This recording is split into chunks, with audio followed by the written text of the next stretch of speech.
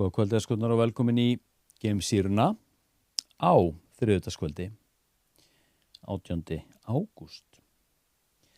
Þetta verður mannlega hornið í kvöld. Ekkert prógram, engar lýsingar, engin skammtafræði. Heldur bara mannlegi þátturinn.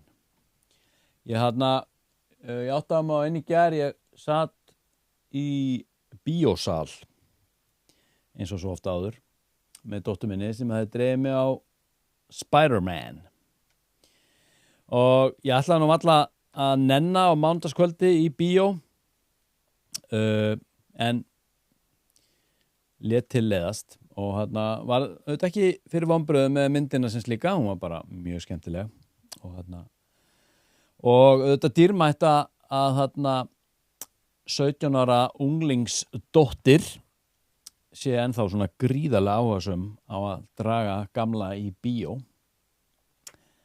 og það er oft vanmetið, maður þarf að halda eins lengi í þetta og mögulegt er, þannig að ég fór en allavega ég áttaði mig á því í gær þegar ég sat í þessum bíósal að ég er orðinn svolítið þreyttur og það er eins og allt loft eða allavega mikið af því hafi verið bara tekið úr mér. Ég er svolítið eins og sprungin blaðra og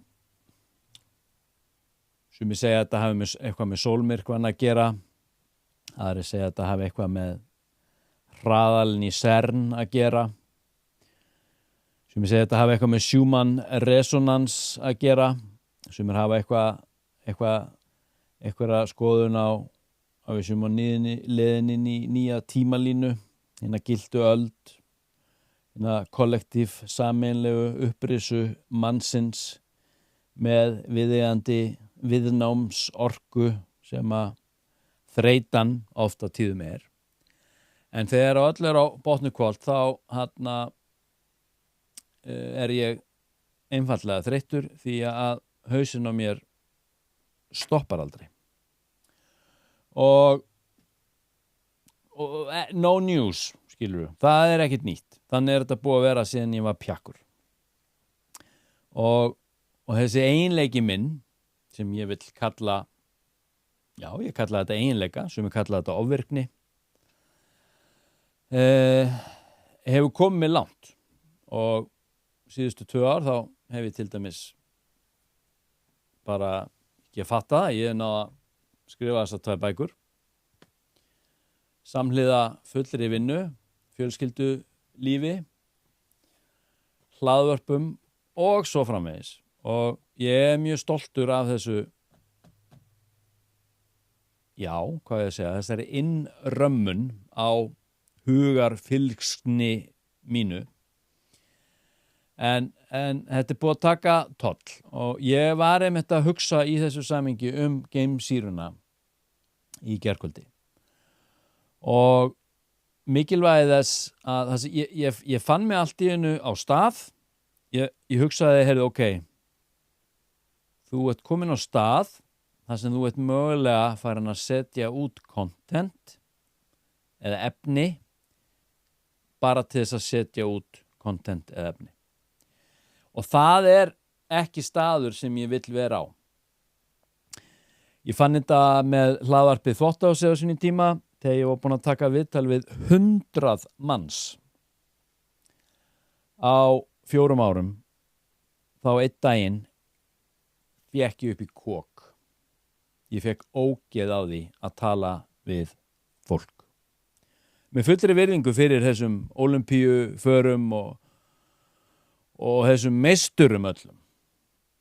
Þá fékk ég ógeð að því að sitja hérna í þessum stól og tala við þetta fólk, skrifa þau fréttir og koma þeim og sjálfum mér og mínu hlaðvarpi á framfæri. Og ég dróniði seglin og ég lokaði hérna bara stúdíóinu. Lokaði í, örugglega 2 ár. En var alltaf með henni draum að búa mig til geimsýru. eitthvað sem ég þyrfti ekki viðmælanda, þyrfti ekki co-host, þyrfti ekki tæknimann. Heldur bara ég með mitt, með það sem ég hef áhuga á. Sem ég og gerði, byrjaði á fyrir tæpu ári síðan og tók þetta svo bara upp á næsta level, einhvern veginn, hvað var að tæknimál og annað fyrir einhverjum mánuðum síðan og er búin að vera ötull, búin að vera hérna með geimsýru nánast daglega. Samhliða því að ég kláraði UFO 202 og öllu öðru.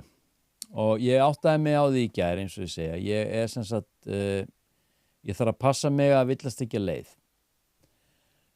Það sem ég er að reyna að segja er að ég ætla að draga niður seglin. Það þýðir ekki að ég sé að fara frá borði. Það þýðir ekki að ég sé hættur að fylgjast með og það þýðir ekki að ég sé ekki að fara að gera geimsýru lengur, engan veginn. En þetta þýðir að ég sem sagt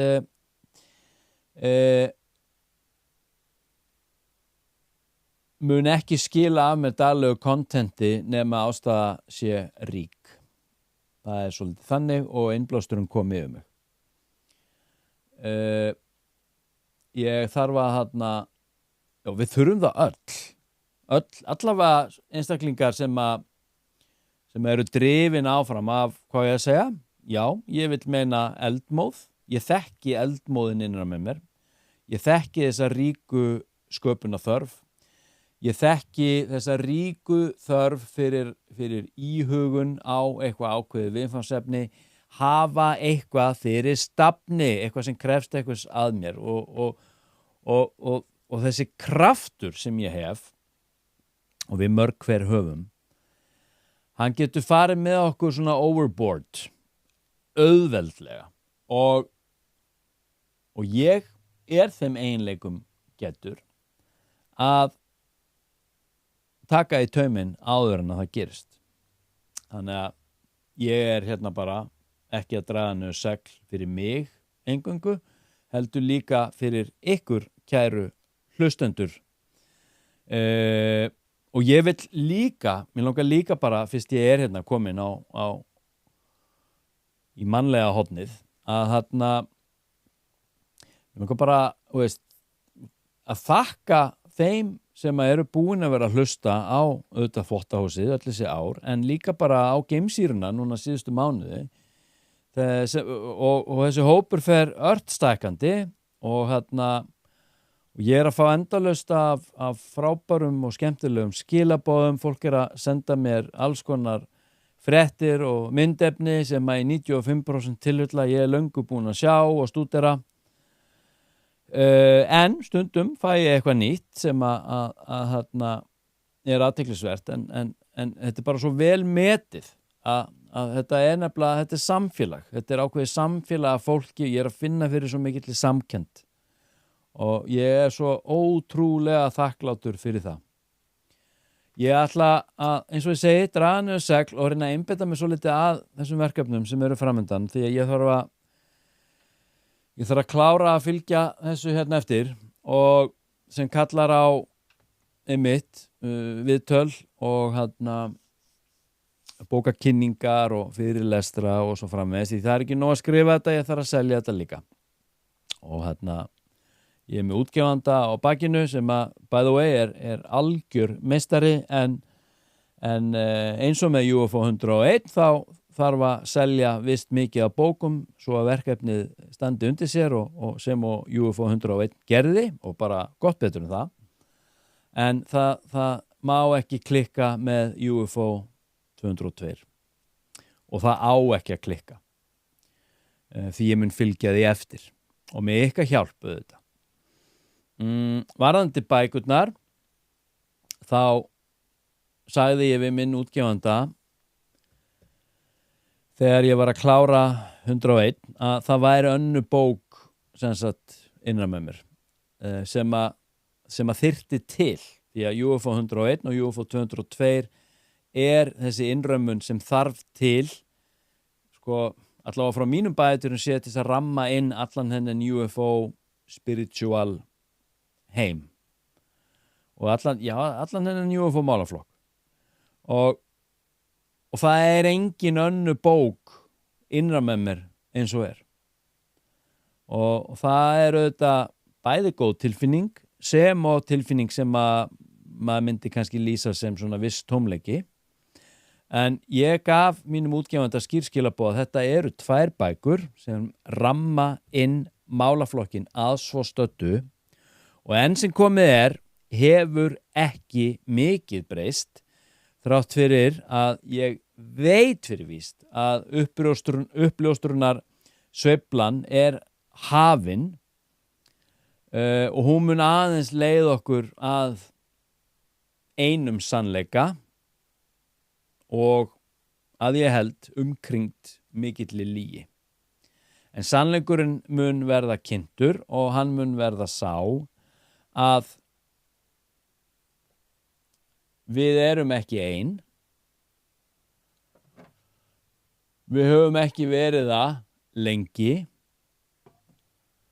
og ef til vill kemur eitthvað meira krassandi úr því, mögulegt close encounter, ég veit það ekki. En leið og hlutirnir koma til mín konkrétt, þá aldrei að vita nema skrollið, 3. bókin sem ég nefndi við minn útgefanda, muni koma til sögunar. En eins og hún ekki í bígerð, en það þykir engin ástæða til.